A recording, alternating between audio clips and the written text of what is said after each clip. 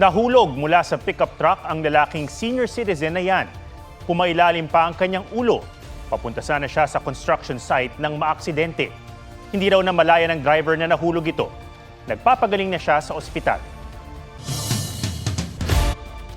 Pinakawalan na ang aktres at negosyanteng si Neri Naig Miranda na nakulong dahil sa kasong syndicated estafa. Ibinasura kasi ng korte ang arrest warrant laban sa kanya dahil nalabag daw ang kanyang karapatan sa due process. May report si June Veneracion. Nandito po ako para po ipaalam po.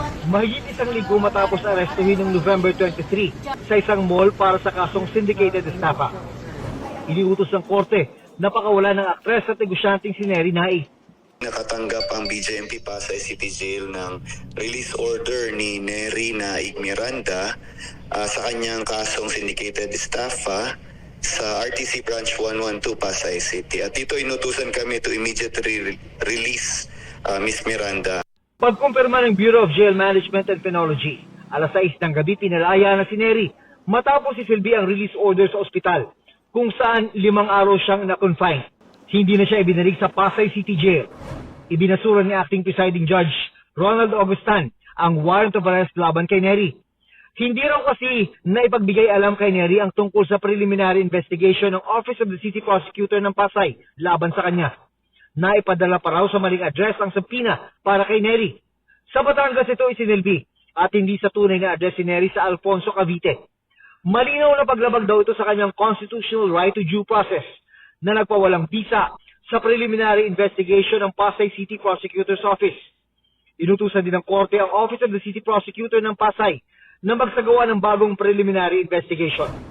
Nagpasalamat ang kampo ni Neri na binigyang halaga ng korte ang kanyang constitutional right to due process. Sa muling pag-imbestiga sa kaso, mabibigyan daw si Neri ng pagkakataong sagutin ang mga aligasyon laban sa kanya. Umaasa raw sila na ang re-investigation ang mag-aabsuelto kay Neri sa mga bintang kaugnay ng kasong may kinalaman sa Dermacare Beyond Skincare Solutions. Hindi naman pinagbigyan ng korte ang hilig ni Neri na iurong na ang kasong syndicated estafa. The facts remain na ganun pa rin naman yung kaso. Kaya po hindi ninalify ng judge yung information na kanyang binigay base po doon sa resolution ng fiskal. Bukod sa estafa, nahaharap din si Neri sa 14 counts ng paglabag sa Securities Regulation Code. Ang mga kasong ito may kaugnayan sa umano'y pagiging endorser ni Neri ng Dermacare na hindi rehistrado para mag-solicit ng investment at wala rin tong lisensya para magbenta ng securities. Sa gitna ng issue, naghahain ng panukala si Senador Robin Padilla para protektahan ang mga endorser na nadadamay sa investment scams ng mga brand o negosyong ini-endorso nila. June Veneracion nagbabalita para sa GMA Integrated News. Betrayal of public trust o pagtataksil sa tiwala ng taong bayan ang nag-iisang basihan sa ikalawang impeachment complaint laban kay Vice President Sara Duterte. May report si Tina Panganiban Perez.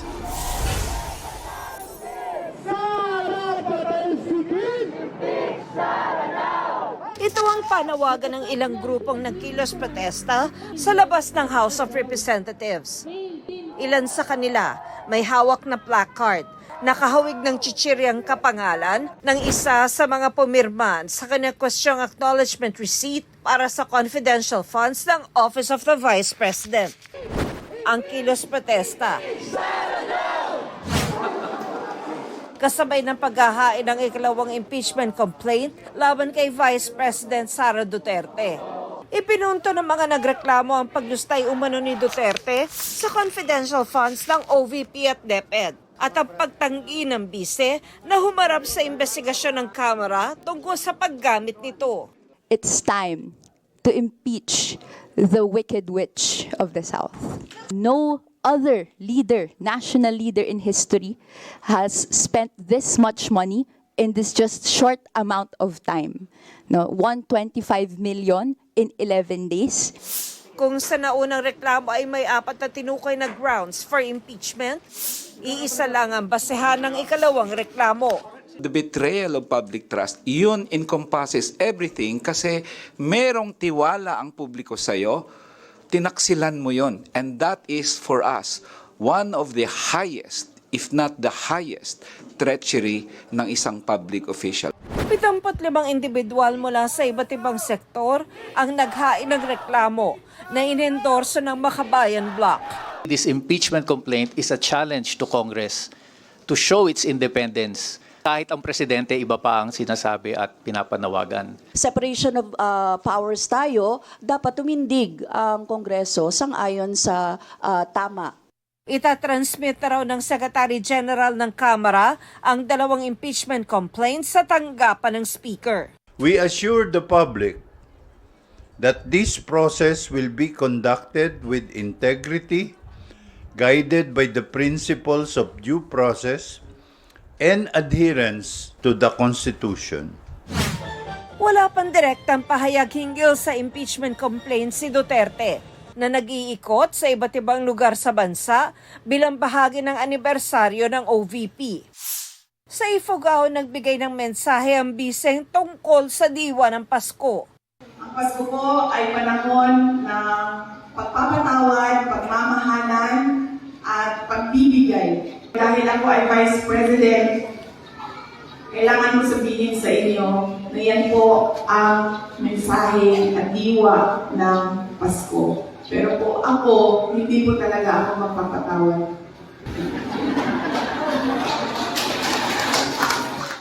Walang direktang tinukoy ang bise, sabay paalala na maging mapanuri sa mga iboboto sa eleksyon 2025. Huwag po tayong maniwala kaagad.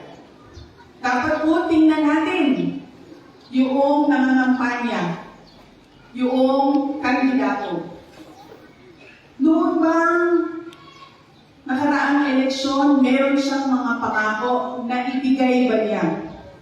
Ang Armed Forces of the Philippines, wala raw na monitor na destabilisasyon o kudeta sa gitna ng tensyon ngayon sa politika. Tina Panganiban Perez, nagbabalita para sa GMA Integrated News. May misteryosong liwanag na nasilayan sa kalangitan sa Tagum City, Davao del Norte. Hala, star? Shooting star doon? Hala, Diyos ko madato ang tamig. Namataan niyan bandang 1:00 ng madaling araw at tumagal ng ilang minuto. Nasilayan din ito sa ilang bahagi ng Visayas. Ayon sa Philippine Space Agency, hindi ito meteor shower o bulalakaw. Hindi rin daw ito mula sa anumang astronomical origin o rocket launch ng China. Pero hawig daw nito sa mga recorded event ng mga debris ng rocket o satellite. Patuloy nilang inaalam ito. Sa Russia, asteroid naman ang nasilayan. Ayon sa European Space Agency, nasa 28 inches ang sukat ng asteroid. Sabi ng mga astronomer, maliit lang ito pero masisilayan kahit malayo. Sa mga gustong maging fit, isa sa inirekomenda ang maka 10,000 steps kada araw. Ano nga bang benepisyo niyan at sapat na ba yan para maabot ang inyong fitness goals? Ang Fit Track Report mula kay Von Aquino.